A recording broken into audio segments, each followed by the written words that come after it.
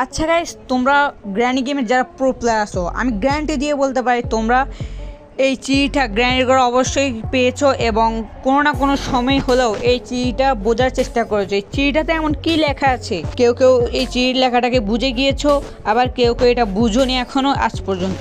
তো আজকে আমি তোমাদেরকে সেটাই বলতে চলেছি, এই চিঠিটাতে কি লেখা থাকে সেটি আজকে আমি তোমাকে বাংলায় পড়ে শোনাবো।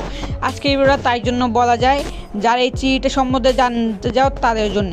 তো চলো বকবকানি বন্ধ করে আমরা চিঠি পড়াতে মনোযোগ দিই। এই বাড়িতে আমার আজ পঞ্চম দিন। আমি যেখানে যাই সে আমাকে তাড়া করে।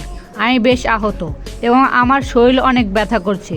এ বাড়িতে ঘুম থেকে জেগে ওঠার আগে আমার কেবল মনে আছে যে আমি গাড়ি চালাচ্ছিলাম, কিন্তু হঠাৎ করে আমার গাড়ির কিছু সমস্যা দেখা দেয়। আমি বাইরে বেরিয়ে দেখতে যাই কি সমস্যা, এবং ওই সময় একজন আমার মাথায় সজোরে আঘাত করে। আমি সামনে দরজার এক জোড়া তালা খুলতে পেরেছি, কিন্তু শুধু এতটুকুই।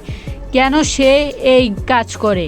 আমি আশা করি কেউ যেন আমার মতো একই জিনিস আর অনুভব না করে।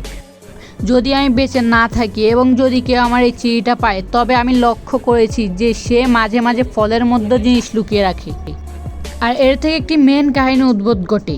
এই বাড়িতে এই ছেলেটি আসার আগেও আরও অনেকেই এসেছিল এবং সে এই চিঠিটি তার জন্য লিখে গিয়েছিল।